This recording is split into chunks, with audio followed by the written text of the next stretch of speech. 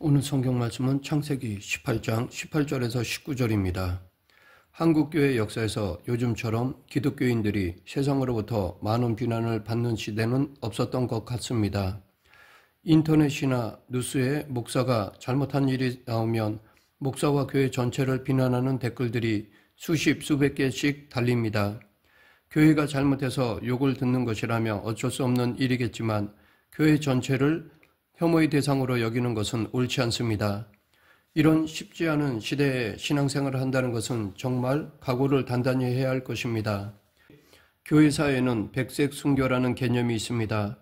피를 흘려 순교 당하는 것을 적색 순교라고 한다면 피를 흘리지 않지만 믿음을 가지고 살아가면서 사람들에게 비난당하고 조롱당하고 손해보며 사는 것을 백색 순교라고 볼 수 있습니다. 지금 이 시대는 이 백색 순교자들이 필요한 때이며 지금도 예수 그리스도로 말미암아 이 순교의 길을 가고 있는 성도가 있을 것입니다. 우리도 이 순교의 길에 동참해야 할 것입니다. 그런데 역설적으로 이런 시대를 산다는 것은 오히려 건강한 신앙생활에 도움이 될 수 있다고 생각합니다. 우리가 신앙생활을 할 때 마냥 좋은 일만 생긴다면 예수님을 믿는 것이 그리 어렵지 않을 것입니다. 그러다 보면 신앙이 느슨해지고 성장하지 못하고 안주에 빠져 도태될 수 있습니다. 그러나 예수님을 믿는 것이 쉽지 않고 힘들다 하더라도 충성스럽게 예수님을 붙들고 살아간다면 하나님께서 더 기뻐하실 것입니다. 오늘 본문을 통해서 이렇게 쉽지 않은 시대에 우리에게 주신 하나님의 말씀을 생각해 보고자 합니다. 오늘 본문 19절은 구약 성경에서 예정의 목적을 가장 잘 보여주는 부분이라 할 수 있습니다. 여기에 보면 그를 택하였나니 라는 표현이 나옵니다. 이것은 하나님께서 아브라함을 선택하셨다는 의미입니다. 원문에는 야다, 즉 그를 아셨나니 라고 되어 있습니다. 여기에서 아셨다라는 것은 영원전부터 당신의 백성으로 삼기 위해 아셨다는 뜻입니다. 다시 말해 예정하셨다는 것입니다. 예레미야 1장 5절 내가 너를 모태에서 짓기 전에 너를 알았고 에서도 똑같은 단어 야다가 사용되었습니다. 그러면 왜 하나님께서는 특별히 아브라함이라는 사람을 택하여 믿음의 조상으로 삼으셨을까요? 그 이유에 대해서는 세상적인 조건으로는 찾을 수 없습니다. 왜냐하면 아브라함에게는 믿음의 조상이 될 만한 그 어떠한 요소도 갖추고 있지 않았기 때문입니다. 그는 아버지 데라와 함께 갈대아 무르에서 여호와 하나님을 모른 채 우상숭배를 하면서 살던 사람이었습니다. 그는 나이가 75세가 될 때까지 자녀 없이 살던 사람이었고 그의 아내 사라는 경수가 끊어진 여성이었습니다. 인간적인 측면에서 보면 아브라함은 믿음의 조상이 되기에 아무런 조건을 갖추지 못한 사람이었습니다. 하지만 하나님은 그를 택하여 구원과 언약을 주셨습니다. 사실 아브라함이 하나님의 예정을 받을 만한 이유가 전혀 없다는 것이 하나님께서 그를 택하신 이유가 됩니다. 하나님은 아브라함을 택해서 구원은 오직 당신의 은혜로 되는 것임을 보여주시고 싶으셨던 것입니다. 하나님의 예정은 인간적인 조건을 따라 이루어지지 않습니다. 하나님의 예정은 무조건적으로, 아니 오히려 역조건적으로 이루어집니다. 아무런 자격 없는 자를 불러 구원하시는 것이 하나님의 뜻이며 은혜이며 사랑입니다. 아브라함을 조건 없이 예정하신 하나님은 그에게 5가지 중요한 약속을 주셨습니다. 창세기 12장 1절부터 3절 내가 너로 큰 민족을 이루고 내게 복을 주어 내 이름을 창대하게 하리니 너는 복이 될지라. 너를 축복하는 자에게는 내가 복을 내리고 너를 저주하는 자에게는 내가 저주하리니 땅의 모든 족속이 너로 말미암아 복을 얻을 것이라 하신지라. 하나님께서 아브라함에게 주신 5가지 약속은 땅, 자손, 명성, 관계, 복입니다. 하나님은 고향, 친척, 아비집을 떠난 아브라함에게 새로운 땅을 주실 것을 약속하셨습니다. 하나님은 자식이 없던 아브라함이 큰 민족을 이루게 해주실 것을 약속하셨습니다.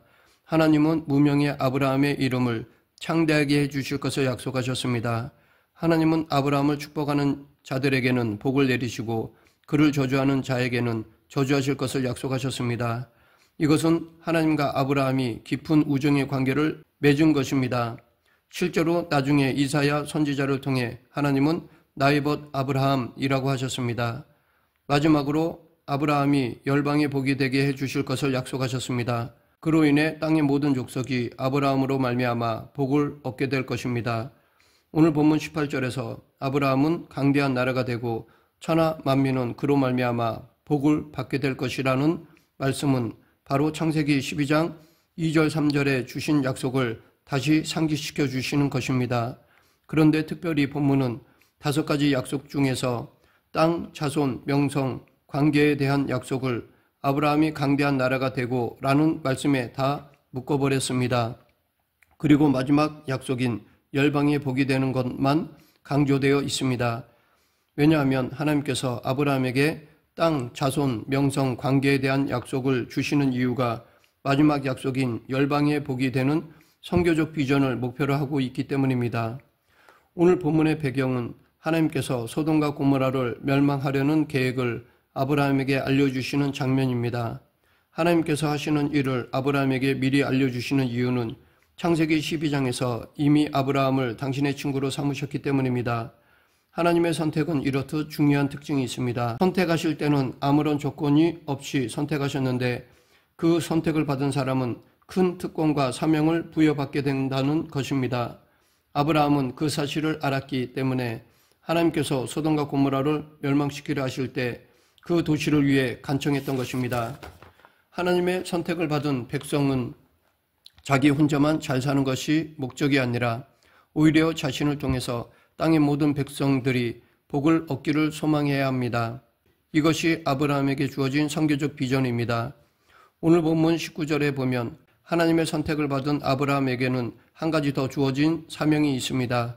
내가 그로 그 자식과 건색에게 명하여 여호와의 도를 지켜 의와 공도를 행하게 하려고 그를 택하였나니 이것을 원문으로 보면 나는 아브라함이 그 후에 자기 자녀들과 그의 가족들에게 명령하여 그들이 여호와의 길을 따르고 의와 공의를 행하도록 그를 선택했다. 그리하여 여호와가 그에게 말했던 것을 가져다 줄 것이다 라는 말이 됩니다.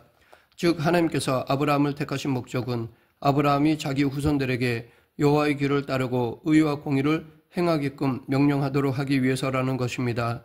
여기에서 우리는 하나님께서 아브라함을 선택하신 두 번째 목적을 볼 수 있습니다. 그것은 윤리적 비전이라고 표현할 수 있는데 바로 여호와의 도를 지키며 의와 공의를 행하는 것입니다. 여기서 말하는 여호와의 도는 하나님의 법도를 뜻합니다. 아브라함은 아직 율법을 받지 않았지만 그럼에도 불구하고 하나님의 계시를 받아서 어떻게 살아야 하는지를 배웠을 것입니다. 그것이 하나님의 법도입니다. 또한 이 말씀은 여호와의 도를 이루기 위한 방법으로 의와 공도를 행하는 것을 말합니다. 여기에서 의는 체다카이며 공도는 미슈파트라고 합니다. 성경에서 의와 공도는 거의 동요로 나타나고 있습니다. 굳이 구분을 하자면 의는 하나님의 말씀이 이루어진 최종적인 상태, 공도는 의가 이루어지기 위해 거쳐가야 하는 과정을 뜻합니다. 성경에서 의와 공도는 재판이 종종 공의롭게 이루어지는 것을 뜻하기도 합니다. 불법이 자행되지 않도록 지키는 것, 그리고 무엇보다 약하고 가난한 사람들이 압제받지 않고 살도록 돕는 것을 뜻합니다. 이 모든 일이 아브라함과 그의 자손들을 통해서 이루어지도록 하시는 것이 바로 하나님께서 아브라함을 택하신 목적이었습니다. 요약하자면 하나님은 아브라함을 택하시고 그에게 선교적 비전과 윤리적 비전, 이 두 가지를 주셨던 것입니다. 하지만 우리는 성경을 통해서 결국 아브라함의 자손인 이스라엘 백성들이 하나님께서 아브라함을 택하신 목적에서 벗어나 버렸다는 것을 알 수 있습니다. 그들은 하나님께서 주신 선교적 비전 대신에 유대 민족주의에 빠져버렸습니다.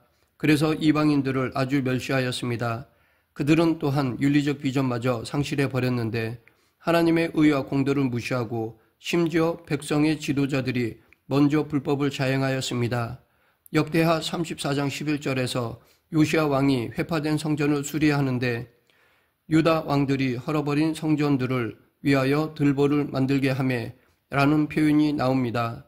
즉 하나님의 성전을 헐어버린 자들은 다름 아닌 유다의 지도자들이었던 것입니다. 그러나 이스라엘 백성들이 이렇게 실패했을 때에도 하나님은 아브라함에게 주신 약속을 포기하지 않으셨습니다. 오히려 그 약속이 아브라함의 자손으로 오신 예수 그리스도를 통해 이루어지게 하셨습니다. 그래서 갈라디아서 3장 14절에서 사도 바울은 이는 그리스도 예수 안에서 아브라함의 복이 이방인에게 미치게 하고 또 우리로 하여금 믿음으로 말미암아 성령의 약속을 받게 하려 함이라 라고 하였습니다. 여기서 아브라함의 복이란 하나님께서 아브라함에게 주신 복을 말합니다.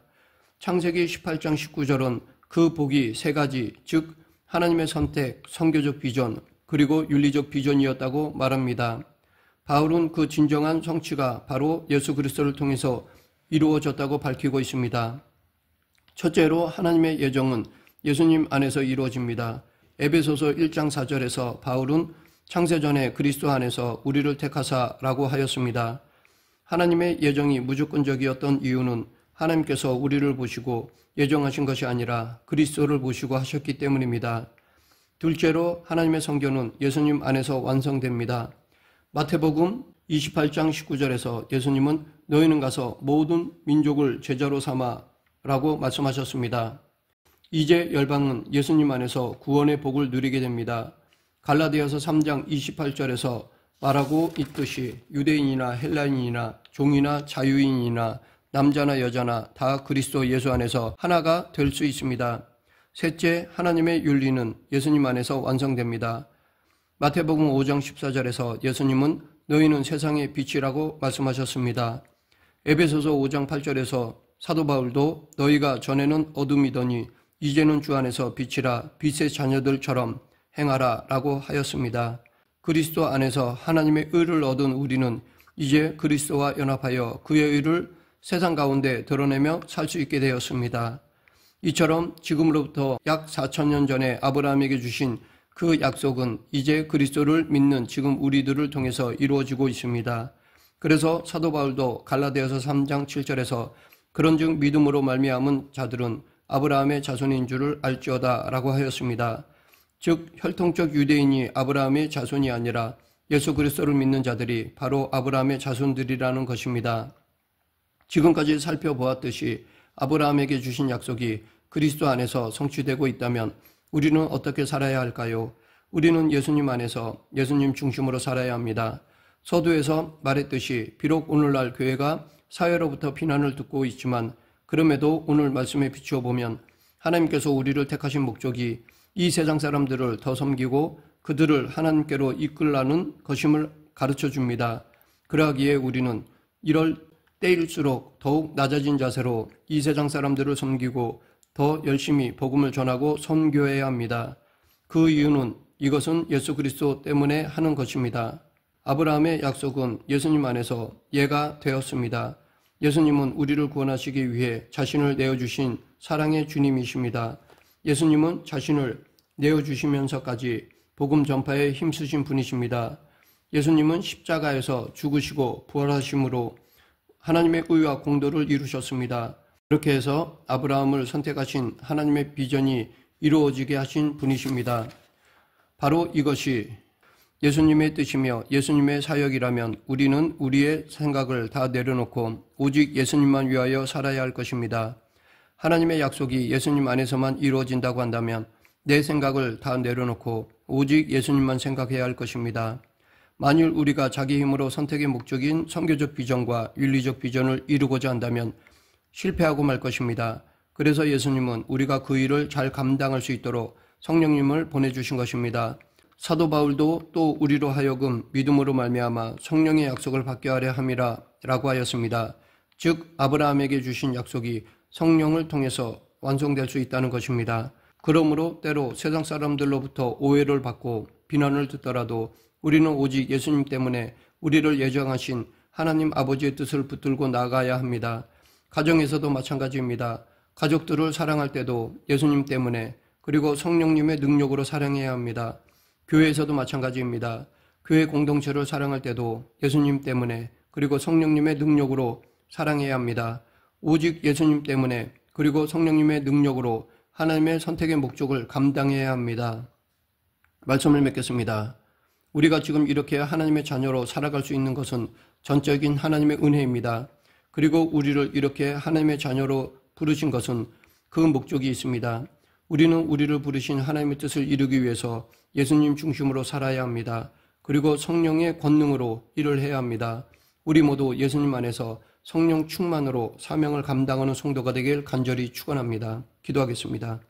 생사와 화복을 주관하시는 하나님 아버지, 우리를 선택하시고 당신의 백성으로 불러주심을 감사하며 주신 사명을 감당하는 저희 모두가 되게 하여 주시옵소서.